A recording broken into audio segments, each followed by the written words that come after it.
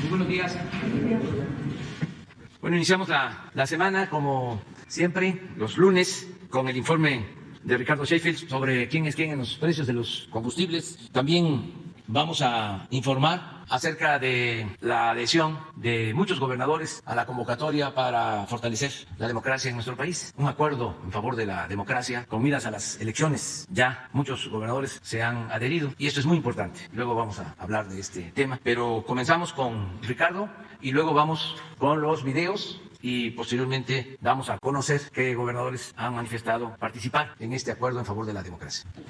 Muchas gracias, señor presidente. Muy buenos días a todas y a todos ustedes. ¿Quiénes quieren los precios de los combustibles? Tenemos la gasolina regular a 21.46 por litro en Veracruz de Combustibles BP, con un margen de 3 pesos 58 centavos. Y nada más para que se fijen, a unas cuadritas en el municipio conurbado de Boca del Río está a 18 pesos con 65 centavos por litro y un margen de 15 centavos en franquicia Pemex. Por eso la importancia de usar la app de litro por litro, porque desplazándose unas cuantas cuadras pueden encontrar opciones mucho más económicas y en este caso pueden ver la gran diferencia que hay y todo está precisamente en el margen de cada una de las gasolineras. Y hablando de margen, 4 pesos con 17 centavos es el margen que tiene Shell en Naucalpan, Estado de México, en la gasolina premium, la de alto octanaje, con un precio al público de 23 pesos con 78 centavos, mientras que Circle K tiene en Ahumada, Chihuahua, ese mismo combustible con un margen de 15 centavos a 19 pesos 76 centavos por litro. En el diésel, G500 en Mujica, Michoacán, lo tiene a 23 pesos por litro con un margen de 3 pesos 27 centavos, mientras que franquicia Pemex con un margen de 22 centavos en Unión de Isidoro Montes de Oca en Guerrero lo tiene a 20 pesos con 19 centavos. Las tres marcas con el promedio de combustible más caro es Redco, Chevron y Full Gas, mientras que las tres más económicas es ExxonMobil, G500 y Orsan.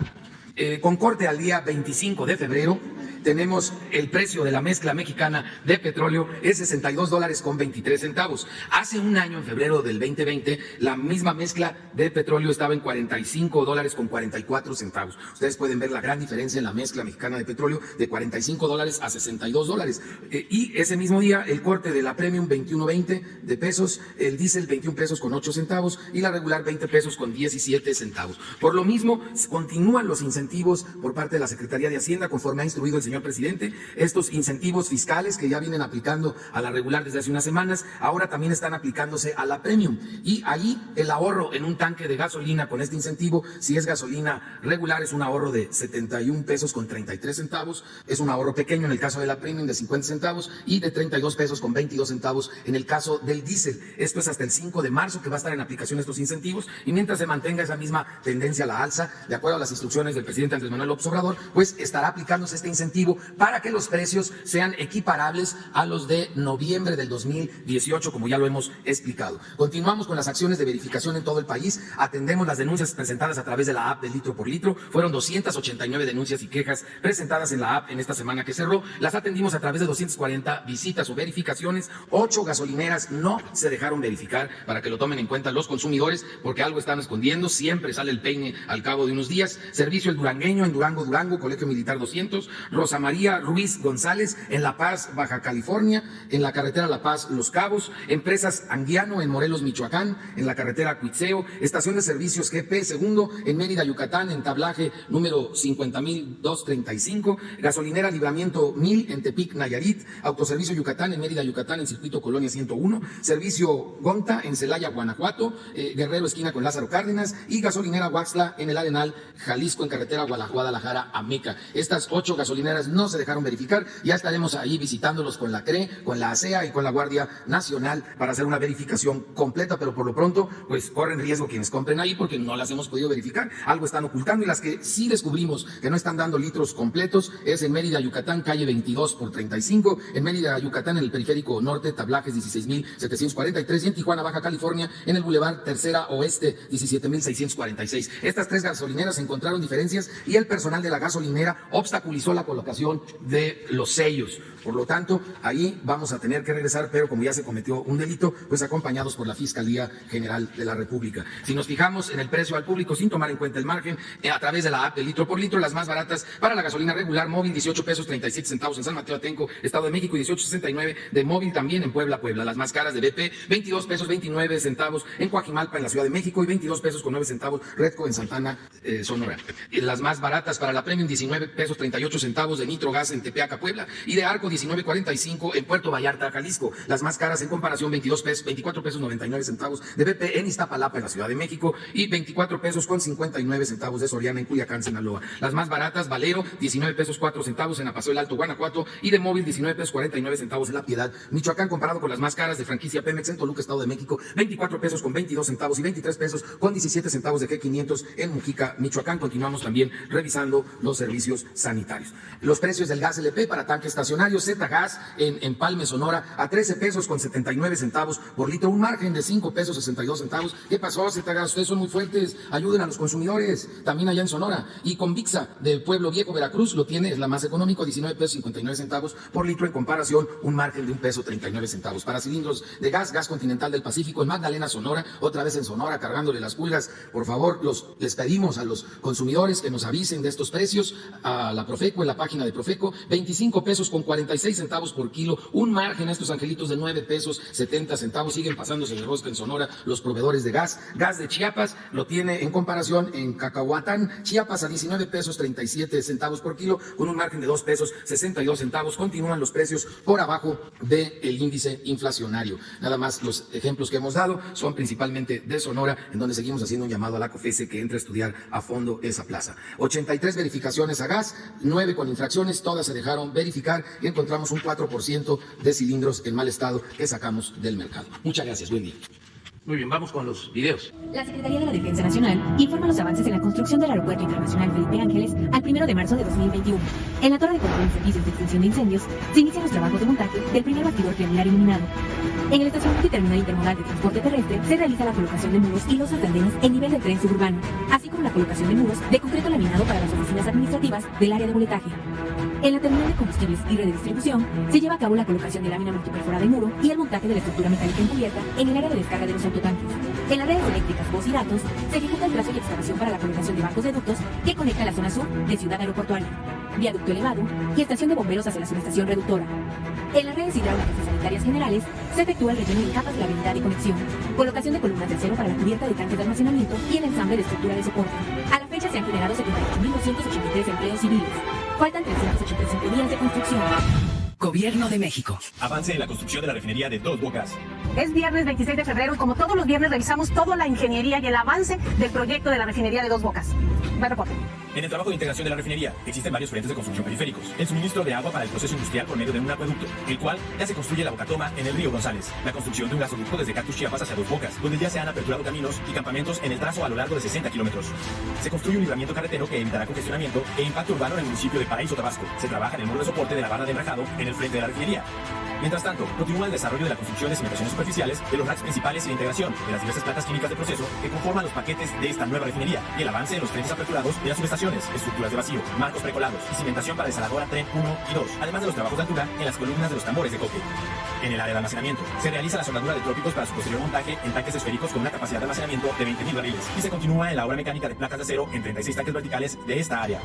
En el complejo de los 4 edificios administrativos, se realiza la descarga de los vidrios especiales en el edificio B y el desplante de muros divisorios. En el cuarto de control, continúan los trabajos de vaciado de concreto en columnas y muros perimetrales de los 3 módulos que integran este edificio. En los edificios de laboratorio, contraincendio y telecomunicaciones avanzan con el vaciado de concreto y armado de acero para el desplante de losa de cimentación. Y en la plaza cívica se coloca el firme para recibir el acabado de piso. Y en materia de sustentabilidad, continúa el cultivo de plantas de ornato en el vivero. Gobierno de México. Tren Maya. Reporte de avances. Semana 28 de 157. En el tramo 1, continuamos con la formación de terraplén y con los trabajos de rescate de flora y fauna. En el tramo 2, avanzamos con los trabajos de despalme y desmontaje de la vía antigua. En el tramo 3, proseguimos con las obras de drenaje transversal y el corte y clasificación de la vía antigua. En el tramo 4, realizamos trabajos de excavación y terraplén y actividades de desmonte y despalme. Los empleos generados por el Tren Maya ascienden a 38.064, de los cuales más del 70% son regionales. En el Tren Maya ya comenzamos con la adquisición de riel para los primeros 5 tramos. La fabricación para el tramo 1 está a cargo de Steel Dynamics, ubicada en Columbia City, Estados Unidos. Y para el tramo 2 y 4, Angak Group, ubicado en Bashiwa, China. Posteriormente, para los tramos 3 y 5, iniciará producción la empresa japonesa Sumitomo. En total, se adquirirán 179.982.68 toneladas métricas de riel, 115 libras por yarda de acero. La empresa Asimex del Caribe está a cargo de la logística de transportación para ambos tramos. Después del forjado del riel, se traslada al puerto de Arribo y posteriormente se acopia. Los sitios de acopio son preparados para la llegada de los rieles con trabajos de terracería y riego de sello para proteger el paso de los vehículos. Con la intención de aprovecharlo al máximo posible, contemplamos usar los remanentes del riel para obras complementarias, bases de mantenimiento, talleres y cocheras. El Tren Maya se construye con los mejores materiales, certificados a nivel internacional. El Tren Maya avanza. Gobierno de México. Construcción del tren interurbano México-Toluca. Reporte semanal. Vía catenaria y obra electromecánica. Avance a la fecha 43.4%. Colocación de vía. Se continúa con la colocación del concreto bombeable para el soporte de vía en el kilómetro 27.5. Juntas de dilatación ferroviarias. Con objeto de absorber los movimientos de las estructuras en casos de sismo, se instalarán juntas especiales de dilatación fabricadas en Alemania, denominadas juntas de largo recorrido. Estos dispositivos de alta tecnología se instalan por personal especializado del proveedor europeo. Tramo 3, 17 kilómetros. Avance a la fecha 52.5%. Frente 2, Carretera Federal. Continúan los trabajos nocturnos de montaje de capiteles prefabricados de concreto sobre las columnas en este frente. Subestación eléctrica de tracción 2. Se ha terminado el perfilado de taludes en el acceso a la subestación en Coajimalpa. Arteaga y Salazar. Se coló la losa de concreto sobre las primeras 4 traves, se coló la quinta trave y se preparó la plantilla para el armado de las 2 traves faltantes en este frente. Estación Santa Fe. Se realiza el descabece de las pilas de cimentación y se coloca concreto para la plantilla, previa a la colocación del acero de refuerzo de las contratraves para las vialidades elevadas. Terminal Observatorio. Se continúa con la perforación de pilas en la cabecera oriente del lado norte para la cimentación de la terminal. El tren interurbano cuenta con innovaciones tecnológicas como el freno regenerativo que genera energía al momento del frenado. Esta energía se transmite a la línea del suministro para que sea aprovechada por otros trenes en el sistema. Secretaría de Comunicaciones y Transportes. Gobierno de México. La plataforma logística es columna vertebral del Programa para el Desarrollo del Istmo de Tehuantepec, que busca el bienestar económico y social de la población. A continuación, se informa el avance de obras a 1 de marzo de 2021. En el puerto de Coatzacoalcos se concluyeron 3 obras.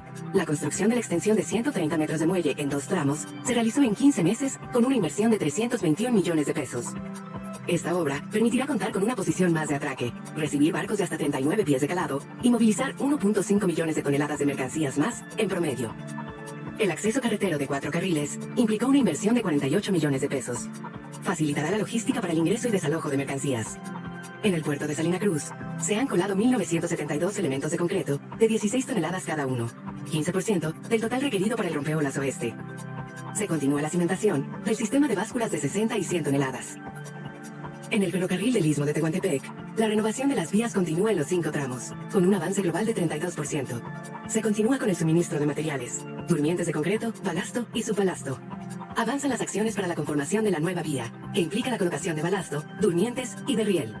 El Programa para el Desarrollo del Istmo de Tehuantepec, a través de la plataforma logística del Corredor Interoceánico, busca nuevas oportunidades económicas y sociales para las y los habitantes de la región.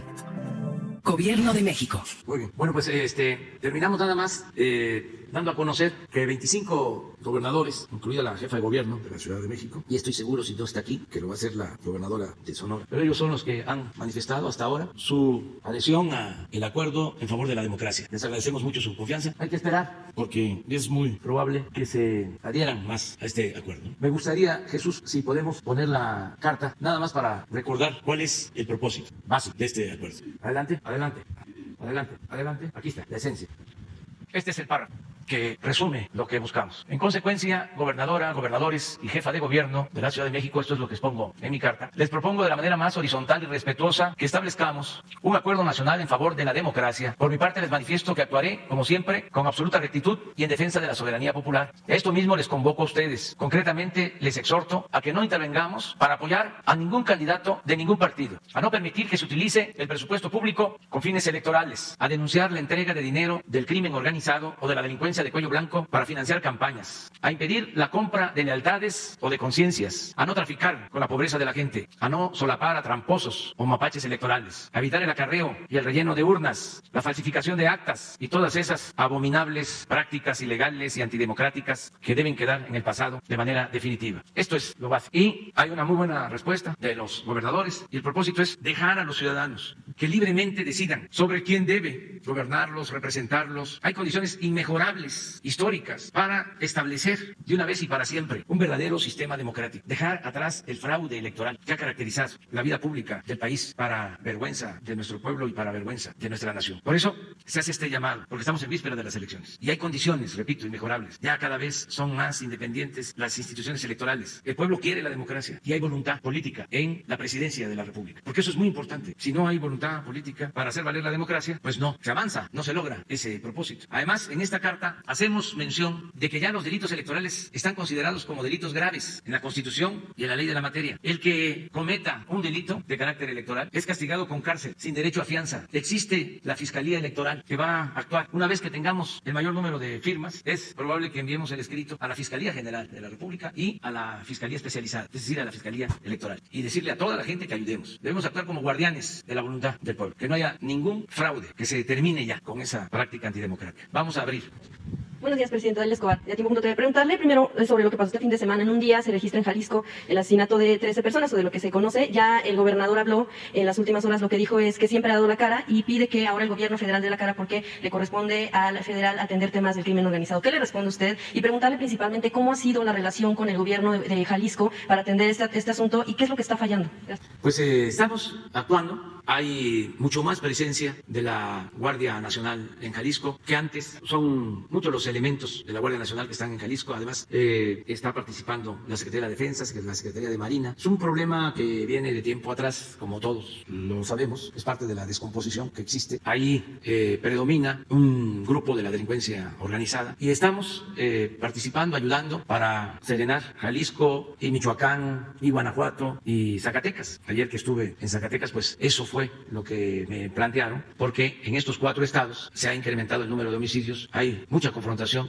entre grupos del crimen organizado. Ayer hablé de que no teníamos que estar pensando que era entre las mismas bandas que se hacían daño. Al final de cuentas son seres humanos todos y tenemos que evitar la violencia. También no es todo el país, es en esta región que hemos tenido más problemas. Guanajuato, Jalisco, Michoacán y de 6 meses para acá, Zacatecas. A diferencia, no voy a hablar de otra región, sino de ahí cerca. A diferencia de lo que sucede en Nayarit, en Sinaloa, en Durango, en Baja California Sur. Si vemos la incidencia delictiva y homicidios en estos 4 estados están a la baja, en estos otros 4 estados creciendo, por las características en que se dan estos enfrentamientos entre bandas. Entonces, hablé con el gobernador de Jalisco hace como un mes y se acordó de que vamos a reforzar, aunque hay presencia, pero se va a reforzar la presencia de la Guardia Nacional, del Ejército y de la Marina, de las Fuerzas Armadas en estos estados. Ya lo instruí, lo ordené desde hace un mes, se está ya movilizando a más elementos. Ayer volví a plantearlo y hoy en la mañana también fue la instrucción en el Gabinete de Seguridad. No es un asunto entonces de que no se dé la cara, sino simplemente a qué atribuye que haga ese tipo de declaración. No sé, pero no voy a polemizar. Presidente, preguntarle también de la llamada que va a tener con su homólogo Joe Biden. Imaginamos que va a hablar temas de migración, pero también preguntarle si habría la posibilidad de que aborden el tema de la ley para la industria eléctrica que se está teniendo aquí en México y las reacciones que han tenido en Estados Unidos. Pues es libre, ¿no?, el diálogo. Pues sin embargo, el presidente Biden es respetuoso de nuestra soberanía. Lo fue el presidente Trump y lo es el presidente Biden. Hablamos hace como 2 meses, la primera vez que hablamos por teléfono, ya nos habíamos encontrado, pero 8 años antes, 10. Pero hablé de Valladolid, en Yucatán, con él, y me dio mucho gusto porque mencionó que ellos no ven a México como el patio trasero de Estados Unidos. Entonces, le agradecí por tener esa concepción, porque México es un país libre, independiente, soberano. Entonces, nosotros no nos metemos en asuntos que tienen que ver con los ciudadanos de Estados Unidos, porque no queremos que ellos ni ningún gobierno del mundo intervenga en asuntos que solo competen a los mexicanos. Así está en nuestra Constitución, en el artículo 89. Estaríamos violando la Constitución si permitimos, como lo han hecho en otros tiempos, que se vulnere nuestra soberanía. La Constitución establece que la política exterior de México debe de regirse por los principios de no intervención y de autodeterminación de los pueblos, de solución pacífica de las controversias, de cooperación para el desarrollo. Entonces no hay ningún problema. Los adversarios conservadores, corruptos, pues que estaban dedicados a robar y que no quieren dejar de robar, piensan que la reforma eléctrica, que es para fortalecer a la Comisión Federal de Electricidad, para que no cueste más a los consumidores la luz y para que no nos estén saqueando, como sucedía, piensan que se le va a dar marcha atrás porque va a llamar el presidente de Estados Unidos. Pues no es así, porque el presidente de Estados Unidos es respetuoso de nuestra soberanía, como nosotros somos respetuosos de la soberanía de Estados Unidos. ¿Qué temas usted tiene pensado plantear? De acuerdo a la agenda general, porque se pueden tocar todos los temas, lo que se busca es mantener una relación de cooperación, de amistad, una política de buena vecindad con Estados Unidos. Entonces los temas, pues COVID, a nosotros nos importa, sobre todo lo de la vacuna. ¿Qué otro tema? Lo migratorio, la seguridad, lo que se ha estado planteando, el cambio climático y el tratado comercial y todos los otros temas que resulten que ayuden a fortalecer la relación entre nuestro país y Estados Unidos. Presidente, gracias. Y en otro tema, bueno, hoy vence el plazo para registrar a los candidatos que van a los distintos cargos de elección popular. Y bueno, pues el fin de semana la Comisión Nacional de Honestidad y Justicia sesionó para resolver o dar una postura en torno al tema de Félix Salgado Macedonio. Y haciendo referencia a este caso que tiene que ver también con las exigencias del movimiento feminista y en general de mujeres dentro y fuera de Morena, no es un asunto partidista, que además es un asunto que sí debería hablar si se puede diario, pero haciendo alusión a la frase también que aquí se mencionó, del Yachole, que a muchos no, por supuesto, generó polémica por todo el contexto que se tiene. Yo quiero preguntarle, y sobre todo en este asunto en el que se está dando el contexto que usted menciona, que si es porque hay quienes quieren tirar esa candidatura y plantear el asunto precisamente de que pues una forma de violencia es precisamente pensar que a las mujeres se les puede utilizar como un instrumento para electoral para tirar candidaturas, el hecho de que denuncien años después y que eso se ha criticado, pues muchas veces las mujeres no se atreven a denunciar porque cuando denuncian se enfrentan a burlas, se enfrentan a todo tipo de justificaciones, incluso a decir que bueno, pues son parte de una manipulación. Entonces yo quisiera preguntarle sobre este asunto también, si hubiera que poner algo por encima, ¿qué se pondría según su criterio? La palabra de una mujer que está denunciando abuso sexual, y no nada más una mujer, varias mujeres, o el hecho de que se mantenga una persona como Salgado Macedonio nada más porque podría ser el elemento que consideran que puede ganar la elección en Guerrero. Mire, yo hablé de este asunto, nada más aclararle, de que los conservadores, la prensa fifí y los que no nos quieren, sacaron de contexto esto de Yachole. Ojalá y algún día se repita en qué contexto se dio. Y lo manipularon. Fue algo así parecido a lo que hicieron cuando la guerra sucia en la campaña del 2006, que dije al diablo con sus instituciones, y le cambiaron, lo modificaron, pusieron al diablo con las instituciones. Y así se fueron. Y al estilo hitleriano aplicaron la máxima de que una mentira que se repite muchas veces puede convertirse en verdad. Es algo parecido, guardadas las proporciones. Ya hablé sobre este tema. Yo pienso que debe de haber democracia. Creo en la democracia. Creo que se debe tomar en cuenta a hombres y mujeres de Guerrero y que no pueden haber linchamientos políticos, ni politiquería, porque ahora resulta que son feministas los conservadores. Hay mucha hipocresía en todo esto. Pero yo ya no puedo seguir hablando de este tema porque no me corresponde. Solo le respondo porque me pregunta. Yo no estoy en contra de las mujeres. Tan es así, respeto tanto a las mujeres, que la mayoría de quienes me ayudan en el gobierno son mujeres, pero no de ahora.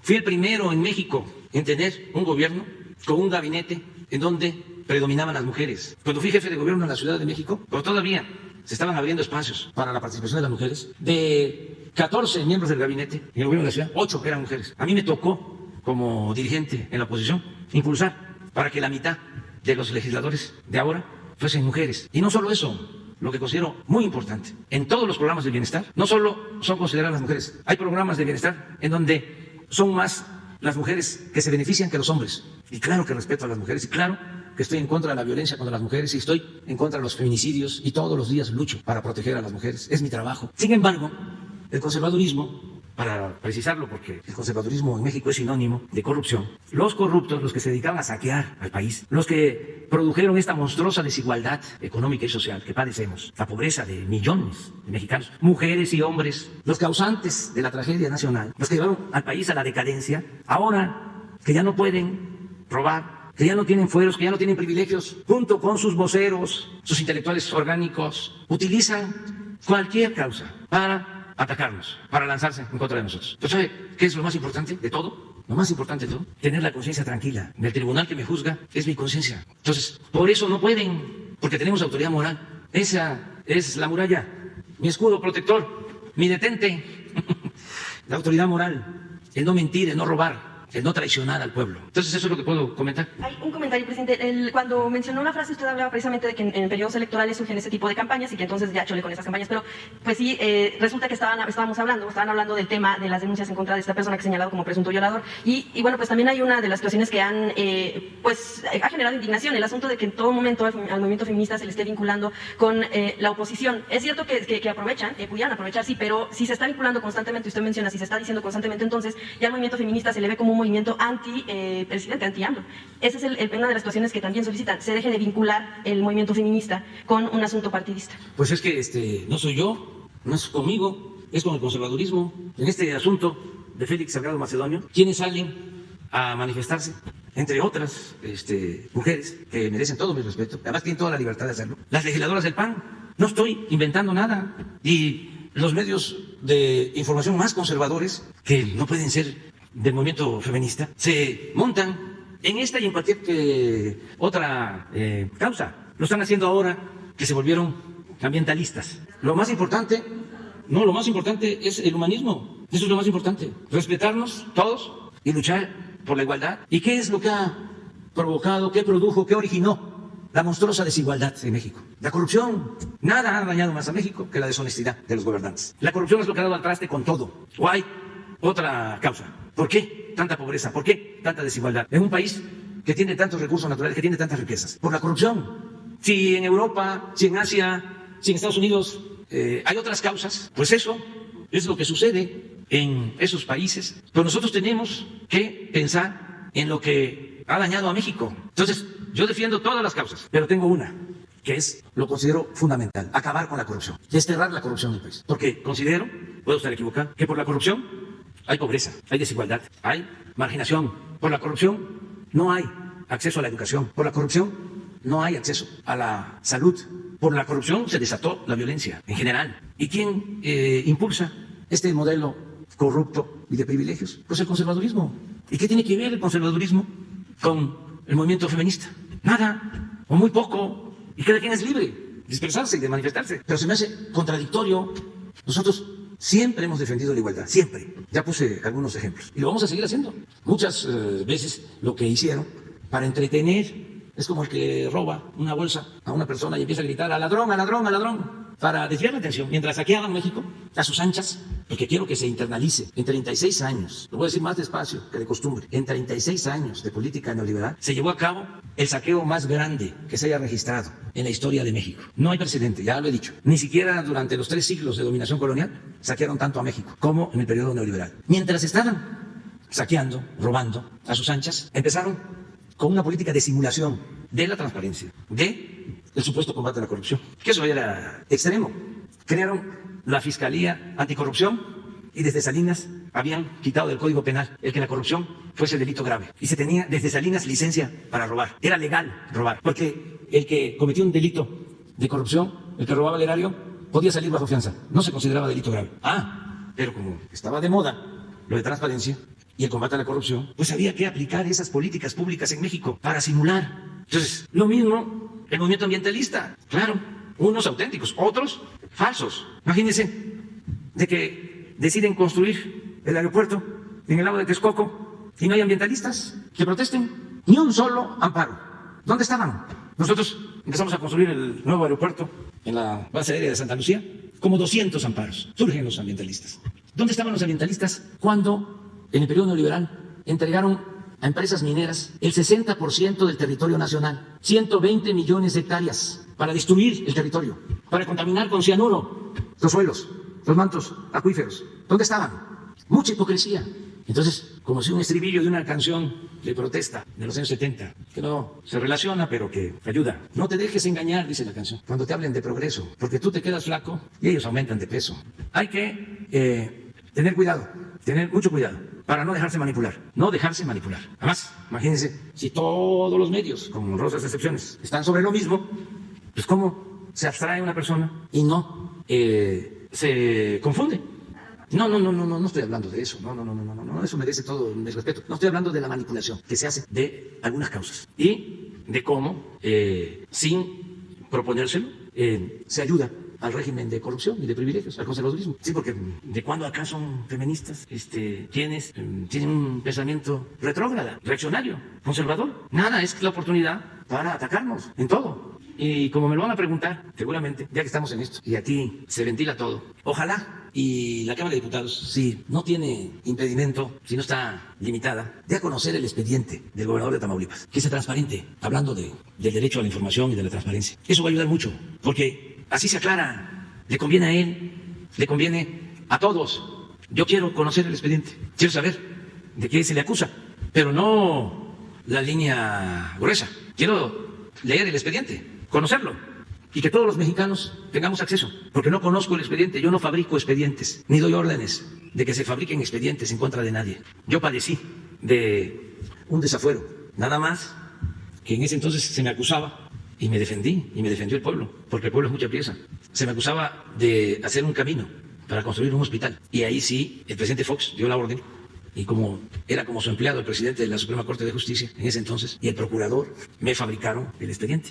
Entonces, ahora que la Fiscalía presenta este expediente, y escuché que dicen que desde el Palacio Nacional se instrumentó lo de la acusación y se elaboró el expediente, pues yo creo que lo mejor para todos es conocer el expediente. A nosotros nos ayudó mucho cuando dimos a conocer el expediente de la DEA en contra del general Cienfuegos. Si no se da a conocer, imagínense, hubiésemos acabado como tapadera, encubridores, cómplices. Imagínense los gritos de nuestros adversarios, de los conservadores, de la prensa fifí. Pero como se dio a conocer el expediente y se vio que no hay elementos, pues ya no hay gritos. Entonces, el que nada debe, nada teme. Ojalá y los legisladores resuelvan dar a conocer el expediente completo y subirlo a la red, como lo hicimos en el caso del general Cienfuegos. ¿Para qué? Para que se garantice el derecho a la información, a la transparencia, y que no haya manipulación, que no haya linchamientos mediáticos. Esto no solo es asunto de los medios y de las filtraciones o de los abogados, de las autoridades judiciales. No, es asunto de todos. La vida pública tiene que ser cada vez más pública. Entonces, si no hay elementos, porque no se necesita ser abogado para saber si hay pruebas, si tiene fundamento la denuncia. Hay que creer mucho en la gente, creer en el pueblo. Entonces, ahí se lee, además ayuda mucho. Son clases de civismo, de moral, de legalidad, de justicia, de Estado de Derecho. No es solo la teoría, no. A ver, lee un expediente y entérate. Y también falta que lo que está ahí se pruebe y por eso se inicia todo un juicio. Falta que el juez también intervenga, decida, pero que no se oculte nada. Y esto va a ayudar mucho. Los dos, pues. Muy buenos días, presidente Miguel Velázquez del periódico Publimetro. Siguiendo con el tema de la reunión virtual con el presidente Joe Biden y en relación con todo lo que usted está comentando, braceros, exbraceros, le están pidiendo a usted que antes de empezar un nuevo plan migratorio le dé respuesta a la deuda histórica que se tiene con los braceros de hace 7, 8 décadas que estuvieron en Estados Unidos. Preguntarle, presidente, ¿cuál sería su respuesta a esta petición de los braceros? Bueno, ya hay en cuanto a esto, pues un juicio que está en el Poder Judicial. Se creó, creo que desde el gobierno de Fox, un fideicomiso para devolver recursos, como no se les dio a todos. Se inició un juicio en la Suprema Corte, en el Poder Judicial. Ahí está este asunto, hay que esperar a que resuelvan. ¿Qué sucedió? O sea, para contextualizar, porque si no la gente no se comprendería. Fueron trabajadores mexicanos cuando la Segunda Guerra a trabajar a Estados Unidos, se les llamó braceros, porque Estados Unidos participó en la guerra y para no abandonar su actividad productiva, le pidió a México y se aceptó que fueran mexicanos a levantar cosechas, a hacer trabajos agrícolas. Y se les pagaba, y de lo que se les pagaba, se les descontaba una cantidad, un 10%, ¿no?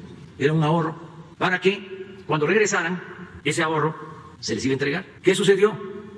De que el gobierno de Estados Unidos envió ese dinero al gobierno de México, pero ese dinero desapareció.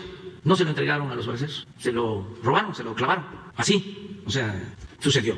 Entonces empieza este movimiento con mucha razón de los ancianitos que no recibieron esos ahorros y se creó un fideicomiso en la época de Fox, repito, y luego con Calderón y luego Peña. El caso es que dieron por concluido el pago o lo que supuestamente se le debía a los braceros, y como hubo una inconformidad al final de quienes no recibieron nada o de quienes no estuvieron conforme con lo que se les devolvió, se les entregó, se presentaron denuncias en el Poder Judicial y esos juicios están ahí. ¿El asunto está en el Poder Judicial? Sí. ¿Le pediría usted al ministro presidente que le dé una revisada? Sí, que se informe de cuál es la situación en que está este asunto.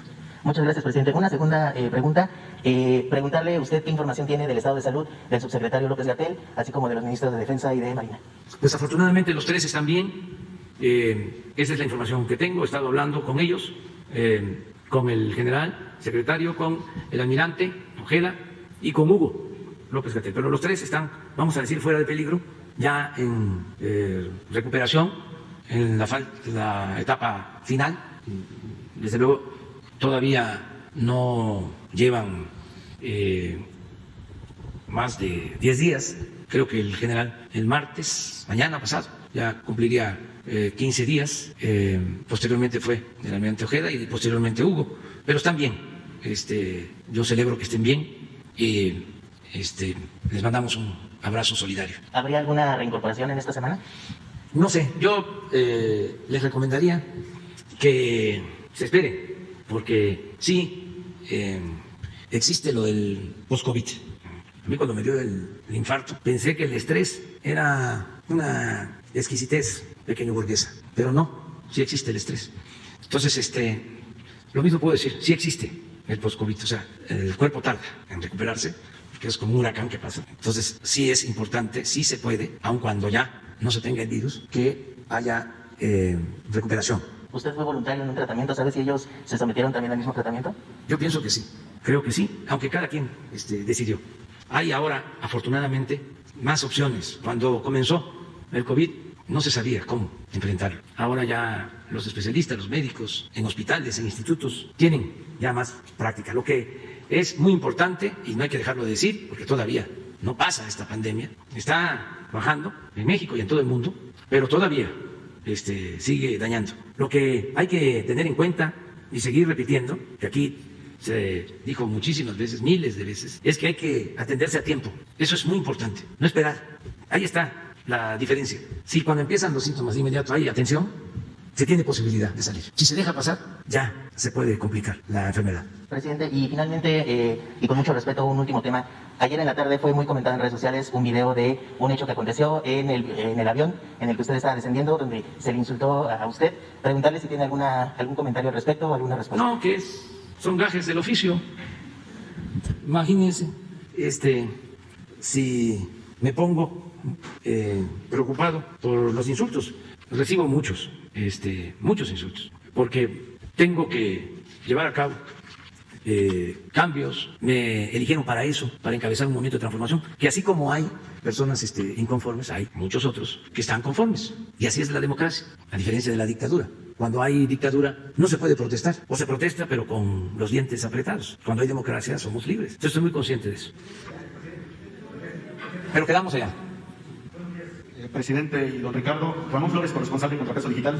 Presidente, el día de ayer, en plena pandemia, se llevó a cabo una pequeña manifestación a favor del gobernador de Tamaulipas, Cabeza de Vaca, violando todos los protocolos sanitarios y exponiendo a la gente. Tenemos pruebas de cómo los acarrearon, les dieron despensa e incluso a funcionarios municipales y estatales los obligaron a acudir a esta pequeña manifestación. Presidente, estamos ya a unos meses de las elecciones y siguen obligando a funcionarios a acudir a estos mítines. Mi pregunta en concreto, presidente, es, ¿esto no es violar los derechos de los trabajadores municipales y estatales? ¿Cómo se va a combatir esto en las elecciones de que ya no acarreen a los funcionarios?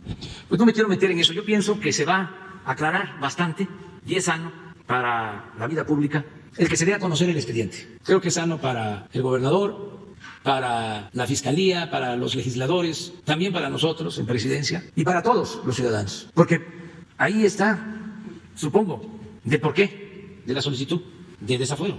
A ver, les pregunto a ustedes, ¿se conoce de qué se le acusa al gobernador? No. O sea, en términos generales sí, creo que es lavado de dinero, delincuencia organizada y defraudación fiscal, algo así, pero en general. Pero, ¿y los hechos? Que me llama mucho también la atención, porque nada es casual, de que no hayan filtrado, ya para otros casos, ya se sabría ya en Reforma, no, se hubiese dado a conocer todo. Hace poco en Reforma filtró lo de una declaración que está en un juzgado de un testigo del caso de Ayotzinapa, que en efecto existe la averiguación. Entonces ahora se les dificultó mucho conseguir el expediente, pero por eso es importante que se dé a conocer.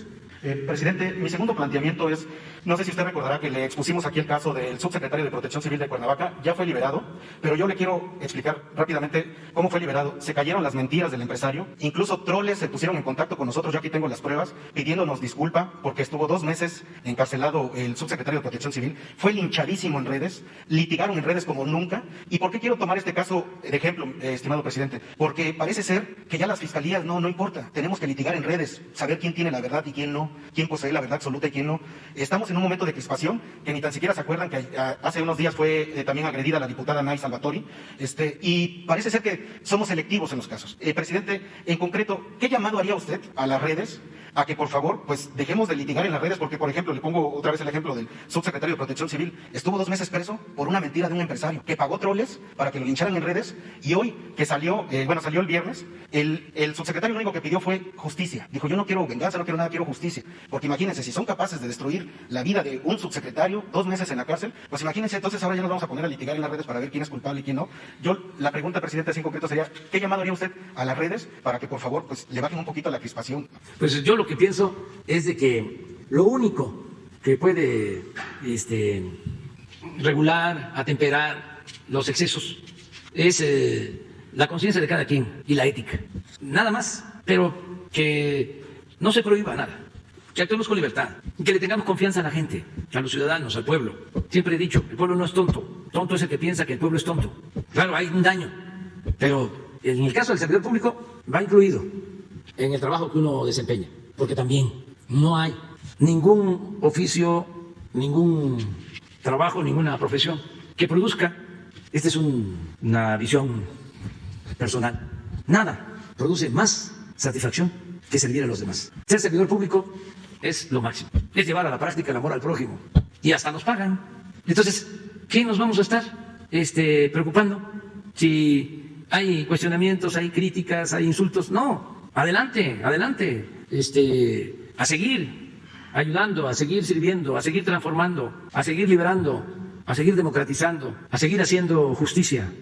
Es, la verdad, pues, dañino, ¿no? Este tipo de cosas afecta, pero cuando uno va a la cárcel por una causa justa, no tiene por qué entristecerse o desmoralizarse. Cuando el desafuero, precisamente, me recomendaban los abogados que yo me amparara. Dicen, no, hasta unos del PAN me pagaron el amparo. Me acordaba yo, y se lo acabo de decir al hijo de Martin Luther King, con el que me encontré en Cuilapan, de Guerrero, de que Martin Luther King, su papá, cuando luchaba por los derechos civiles, lo acusaban de que se pasaba un alto y al tambo. Y de inmediato le decían, ¿no? Vas a salir, nada más que tienes que pagar una fianza. No, ahí se quedaba. Y bueno, ya no hablemos de Mandela. ¿Cuántos años estuvo Mandela en la cárcel? ¿24 o 27? Sí, entonces no debe de espantar la cárcel a ningún dirigente cuando se es víctima de una injusticia. 27, sí, 27. Vamos a darle, sí, a una compañera, es que vamos 2 y 2. Gracias, presidente. Gracias, presidente. Buenos días. Solo en el caso de la reunión virtual con el presidente Biden, preguntarle si va a solicitar que autorice la venta de vacunas a otros países. Usted ha hablado de este acaparamiento de vacunas. Si va a pedirle que le venda, que autorice a las empresas que producen ahí las vacunas que les venda a México. Vamos a hablar de varios temas, desde luego de las vacunas, pero queremos recibir respuesta de una petición que ya hicimos, y si lo considera el presidente Biden, nos puede dar respuesta, ¿no? En la conversación, en la plática sobre las vacunas. ¿En la conversación le solicitó esto, en la pasada plática que tuvieron? Sí. ¿Y quedó de avisarle? Sí, y a lo mejor pues ya hay una respuesta. Si él considera que debe de tratarse el tema, porque también nosotros no queremos imponer agenda, tenemos que ser respetuosos, pero sí es un tema que nos importa mucho. ¿Cómo se comprende, no? Claro, ¿y cómo informaría de la reunión hasta mañana? ¿Hoy mismo usted daría un video? Hoy mismo, porque en el caso de Estados Unidos parece que van a estar medios los primeros minutos. ¿Lo harían ustedes también abierto aquí? Nosotros, dependiendo del acuerdo que se tenga con ellos, ¿no? Para no abusar. Lo que ellos informen, informamos nosotros. Y de este acuerdo del que usted hablaba el fin de semana, similar decía el programa Bracero, ¿sería un acuerdo solamente que le pediría para los migrantes mexicanos, solo para el sector agrícola o para todos los sectores? No, para todos. Incluso ya hay visas de trabajo de dos tipos, para trabajadores agrícolas y para trabajadores en general. Y queremos incluir, desde luego, a profesionistas. Dicen los lingüistas que no se dice profesionistas, sino profesionales. Bien, y preguntarle al presidente, pues este joven que logró entrar, ¿qué le pidió? ¿Y cómo logró entrar? ¿Qué le dicen en su equipo? ¿Cómo logró meterse hasta la mañanera? Pues todavía me van a informar. A ver, informa tú. ¿Ven? Leti es la de Atención Ciudadana, entonces vienen hasta acá a plantear directamente. Sí. Buenos días. El joven es un joven de 31 años de edad, sí, se llama José Luis, y tiene una gran desesperación porque me dice, y es lo que estaba informando al señor presidente, que le plantaron drogas a él y por lo tanto lo metieron a la cárcel dos años. Estuvo ahí y no tuvo el apoyo ni de ningún abogado, no tuvo el apoyo de nadie. Y al salir no encuentra ninguna posibilidad para salir adelante, vive con su madre y está con mucha desesperación para poder continuar con las cosas que tiene que hacer. Tiene también una hija a la cual no le permiten verla, entonces como que todas las cosas que se le dificultan al salir de la prisión, no puede él realmente encontrar un camino para rehacer su vida. Que queramos ahorita de ver qué más podríamos hacer. Ya no quiere que se revise el caso en la Fiscalía Estatal, es en Durango, y lo que quiere es encontrar un camino para rehacer su vida. Y él está ahorita en mi oficina, yo estoy platicando con él mucho rato, está ya mucho más tranquilo. Y como llegó, pues está investigando cómo entró, porque nosotros de todos recibimos a toda la gente todos los días. Pero entró por Atención Ciudadana, digamos entonces. No, el día de hoy no entró por Atención Ciudadana, pero afuera hoy atendimos varias personas en particular y muchos que tienen que ver con prisiones. El asunto de los penales es muy complicado, cada vez más gente viene a decir que los trámites, que es injusto, la injusticia de estar detenido. Esa es la información. Entonces hasta ahora no se sabe cómo logró entrar. Lo están investigando. Se burló la seguridad del Palacio. Muy bien. Mire, es interesante tener en consideración que pues no se puede tener tanta vigilancia. Antes existía el Estado Mayor Presidencial, que no debe de olvidarse. Eran 8,000 elementos para cuidar al presidente. Un exceso. Además, era un poder al interior del gobierno, con mucha prepotencia y abusos de autoridad. Entonces, ahora nada más son ayudantes civiles. Yo no tengo guardaespaldas, porque el que nada debe, nada teme. Y estoy tranquilo con mi conciencia. Y la verdad, el que lucha por la justicia no tiene nada que temer. Pero todo el mundo corre riesgos. Todos. Sí, pero siempre he tenido comunicación con la gente. Y ahora estoy padeciendo por la pandemia, porque no puedo escuchar a la gente, convivir más con la gente, porque no se permite, y además por cuidado. Pero no es posible, ¿no? Encerrarse. No es vida. No se puede vivir encerrado. Entonces, por eso suceden estas cosas, pero, repito, no hay nada que temer. A ver. Gracias, presidente. Buenos días, David Pérez de Tejada, de Audiorama.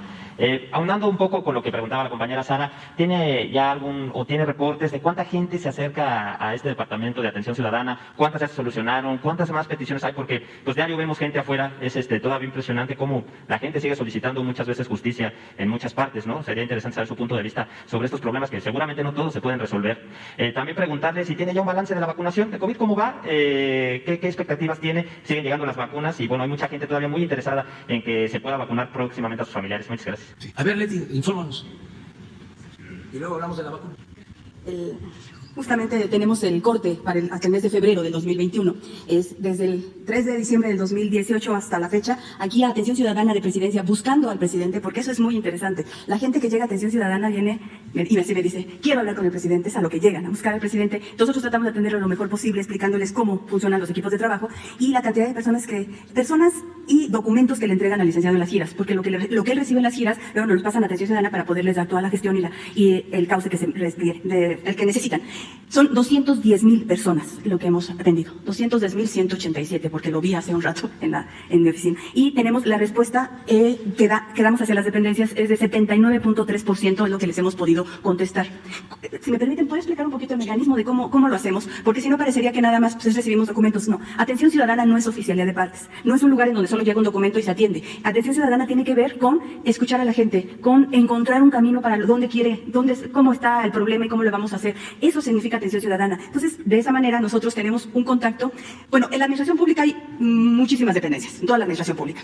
Y nosotros tenemos, a partir de las necesidades de lo que la gente ha planteado, contacto directo y permanente con 43 dependencias. Esas 43 dependencias, incluida todo el gabinete, tienen que darnos una respuesta inmediata, no a nosotros, sino al ciudadano directamente. Para poder tener sistematizado eso, tenemos un sistema de administración documental que se llama SIDAC. Nosotros les enviamos el documento, llega el documento, lo escaneamos y en ese momento, ese mismo día, se los enviamos a la dependencia y luego les hablamos para decir qué le contestaste al ciudadano, no a mí, no a la oficina, no a Atención Ciudadana, sino a la persona. ¿Qué hiciste? ¿La citaste? ¿Lo hablaste con ellos? ¿Les diste una solución? ¿Qué fue lo que planteaste? Y me lo manda por escrito al sistema también. No utilizamos pues el mecanismo de correo, sino en nuestro sistema digital, y de esa manera podemos decir que tenemos una respuesta al ciudadano de esas 210,000 de 79.3%. ¿Por qué? Porque lo tenemos en el sistema. Es más, eso, permítanme ahorita, claro, eso es muy interesante porque lo hacemos cotidianamente. Entonces ahorita alguien me dice, ¿qué pasó con el señor fulano de tal? Con la petición, en este momento nos metemos al sistema y podemos decir a qué dependencia lo mandamos, quién nos contestó, si ya le dieron una cita, si ya le contestaron, si aún no hay nada. Si no hay nada todavía, hablamos a la dependencia, hablamos con el compañero con el que llevamos o compañera que llevamos más relación y le decimos, oye, está pasando esto, necesitamos que los atiendan.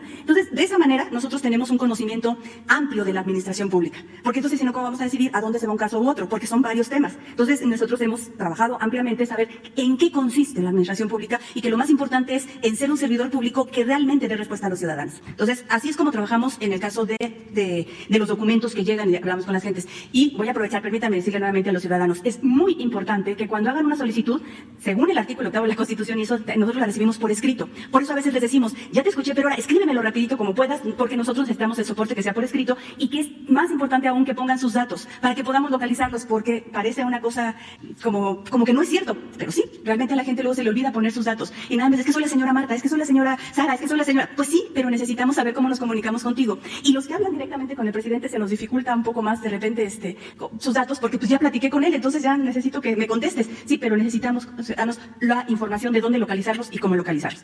Esa es la forma en como nosotros trabajamos. La cantidad de gente que llega diariamente durante la pandemia disminuyó un poco en cuanto a los que asisten personalmente, pero todos los días sigue llegando gente, es aproximadamente 200 personas diarias, y todos los grupos que ustedes pueden ver aquí a las afueras de Palacio Nacional. Y otra cosa a comentarles es que todos los grupos que llegan a Palacio Nacional, todos son escuchados y atendidos. Y de repente ya cuando hablan con ustedes como periodistas, está bien, pues les damos seguimiento, pero no hay ni uno solo que no hayamos escuchado y hayamos planteado qué hacer.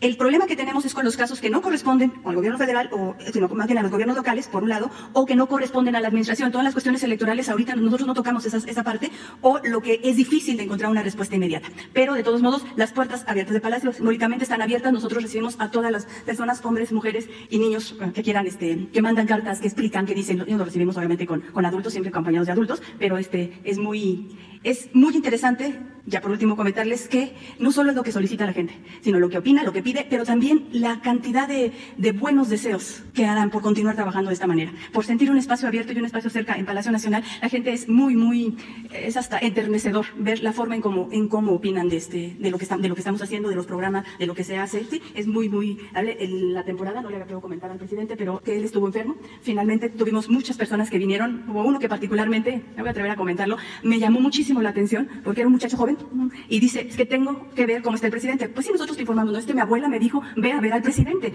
Digo, pero es que el nieto le decía, ya le informamos cómo está, pues en la prensa sale, en la televisión, y él decía, no, ella me dijo, ve a verlo. Él era un muchacho de Tláhuac y que se había hecho, ve a ver a cómo está el presidente, anda, ve a Palacio Nacional para que veas cómo está.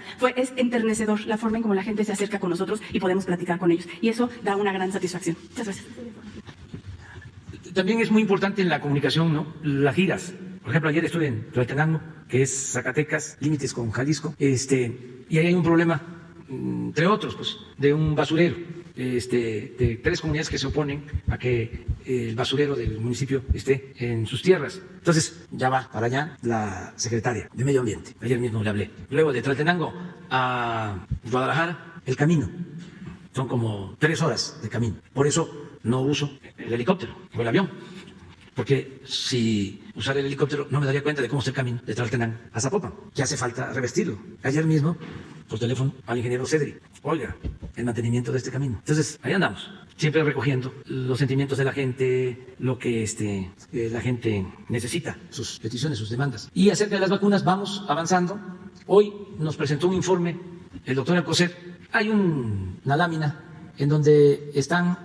Sí, pero sobre todo las vacunas que se han recibido. Lo que puedo decir es que ya no se va a detener el Plan Nacional de Vacunación. Esto es lo que hemos recibido. Pfizer, 1.769.000, que fue la primera que llegó. AstraZeneca, 870.000. Este laboratorio se ha portado muy bien, ha cumplido. Solo 3 semanas nos dejaron de abastecer porque nos informaron que iban a ampliar sus plantas para cumplir también con el mecanismo de entrega de vacunas a la ONU para que le llegaran vacunas a todos los países, sobre todo a los países pobres. Entonces estuvimos de acuerdo, pero pasaron las 3 semanas y ya se restableció el suministro de vacunas. Estas vienen de Europa, aunque Pfizer también produce vacunas en Estados Unidos, pero estas no las mandan de Europa. AstraZeneca está llegando de la India. Le agradecemos mucho al presidente de la India que permitió que nos mandaran vacunas. Estas vienen de China, Sinovac. También le agradecemos mucho al presidente de China. Hemos estado hablando con el embajador de China en México y yo personalmente he hablado con él y se comprometieron a ayudarnos con este 1 millón de vacunas y cumplieron. Y la Sputnik, que esto, aunque es todavía poco, hay el compromiso incluso del presidente Putin, con el que hablé por teléfono, de que nos van a ayudar con una mayor entrega de vacunas. Entonces ya están llegando, ya también inició la producción de CanSino, 3.839.000. Ya empezó también la producción de CanSino. La materia prima ya se está envasando en México para 6 millones de dosis. Y lo mismo AstraZeneca, ya empezó a envasar en México. Desde luego, nos falta. Me gustaría que pongan cómo está la distribución de vacunas en el mundo. Todavía, pues hay mucha desigualdad, porque nosotros estamos hablando, baja de 2.455.000, de Estados Unidos tiene 70 millones. Pero lo más lamentable, a ver, súbanle, más, hasta lo último, hasta el final, solo 111 países, 101. Fíjense, Venezuela 157, Trinidad y Tobago 440, Paraguay 1000. Y son cerca de 200 países que estamos adheridos, inscritos en la ONU. Esto es lo que está demandando México en la ONU, que haya equidad, que no haya acaparamiento de las vacunas. Muy bien. ¿Qué otra cosa planteas? Eso, básicamente. Sí. Una más. Buenos días, señor presidente. Buenos días, procurador. Buenos días a todos y a todos. Mi nombre es Diego Elías Cedillo, de Tabasco Hoy, Campeche Hoy, Quintana Roo Hoy, Diario Basta en la Ciudad de México, del Grupo Cantón. Señor presidente, en atención al planteamiento que usted empleó anteriormente en esta carta para hacer un llamado a la democracia, y puntualmente hoy, que fue proclamado el Plan de Ayutla por Florentino, no recuerdo el apellido, pero justo para desconocer el gobierno de Santana. Usted ha planteado, señor presidente, con base en todo lo que viene siendo la Cuarta Transformación y hoy siendo un día tan particular como es la promulgación del Plan de Ayutla, una reforma de la conciencia nacional, una reforma cultural, algo así como una reforma cultural que se dio en China, acabando con los vestigios del autoritarismo. En un momento dado, también usted ha planteado la importancia que significa para el gobierno federal trascender en múltiples cosas, en este caso, en hacer un cambio social en la conciencia. En este orden de ideas, señor presidente, muy pocos intelectuales han planteado esto. En su momento Krause lo planteó como precisamente un cambio en la conciencia nacional. Carlos Monsiváis lo llamó como una crisis en el nacionalismo y pues todo esto que se viene dando. Entonces, señor presidente, con base en lo que usted ha planteado, ¿qué considera usted que faltaría para que pudiese haber un cambio verdadero en la brújula en este país? ¿Y cuál sería el mensaje que usted enviaría a las y los jóvenes, a los políticos que en un momento dado tienen las riendas de este país? ¿Cuál sería este mensaje para generar un verdadero cambio en la conciencia nacional? Gracias, señor presidente.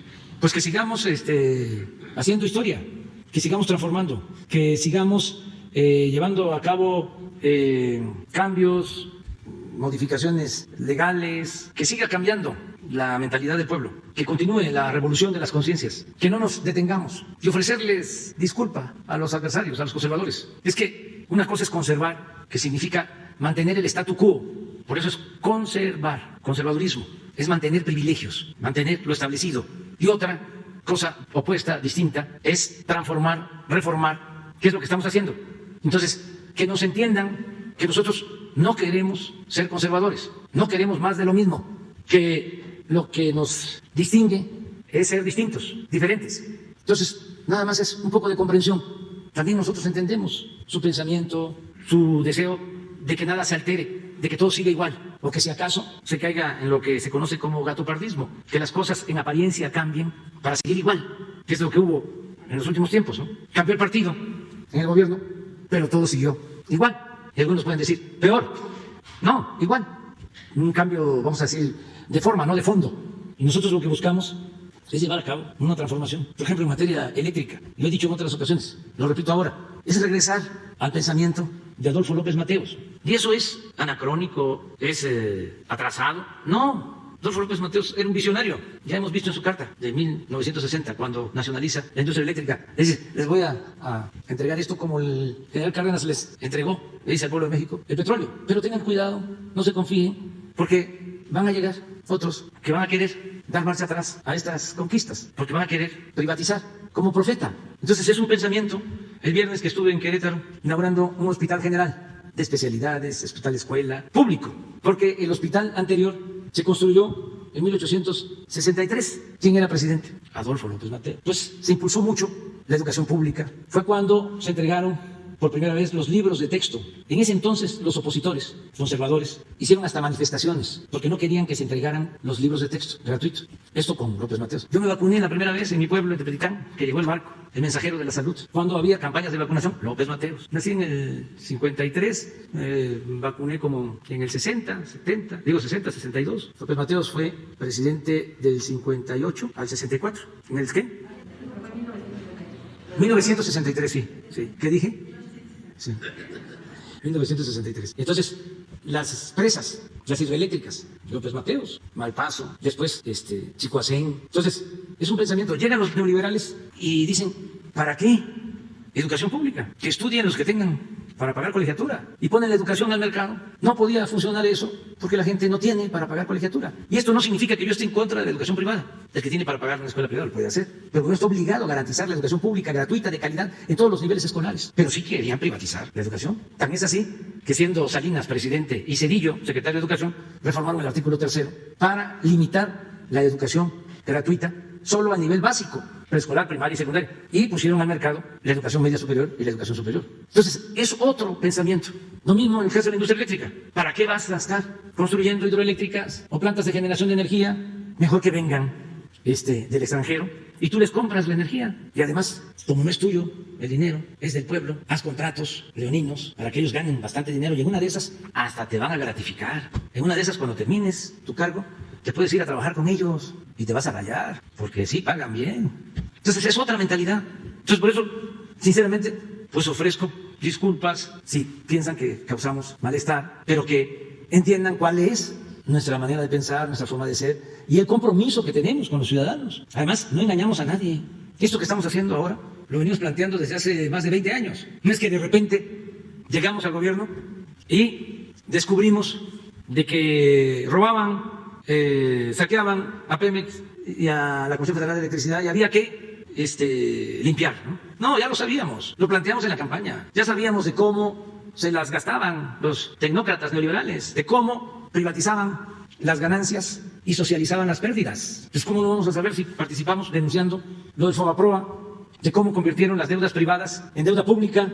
Por eso viene la pandemia, se precipita la crisis económica y vienen a decirme, hay que rescatar a las corporaciones.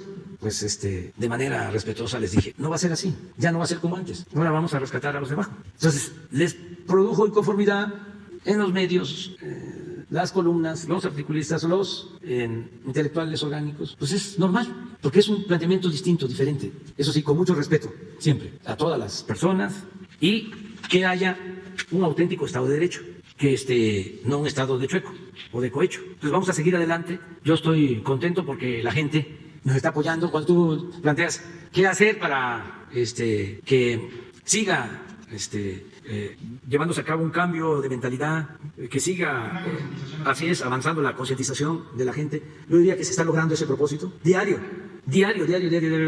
y la gente está más que despierta, muy consciente, en todos lados, en los pueblos más apartados. Ayer que nos trasladamos de Zacatecas a Jalisco, en la carretera, la gente salía de sus casas, de sus pueblos, todos pues queriendo saludar, pero bien, mucho apoyo del pueblo. Además, hasta en las encuestas, la gente expresa, o sea, las encuestas que publican, que hay respaldo, que el gobierno está apoyado por los ciudadanos. Y tiene que ser el pueblo correspondido. Amor con amor se paga. Bueno, nos vemos mañana. Mañana nos vemos. La plática con el presidente de Estados Unidos de América va a ser a las 3:30, de 3:30 de la tarde, con el presidente Biden. 3:30 a 4, más o menos, de la tarde. Y sí les vamos a informar mañana. Muy bien, hoy y mañana. Muchas gracias.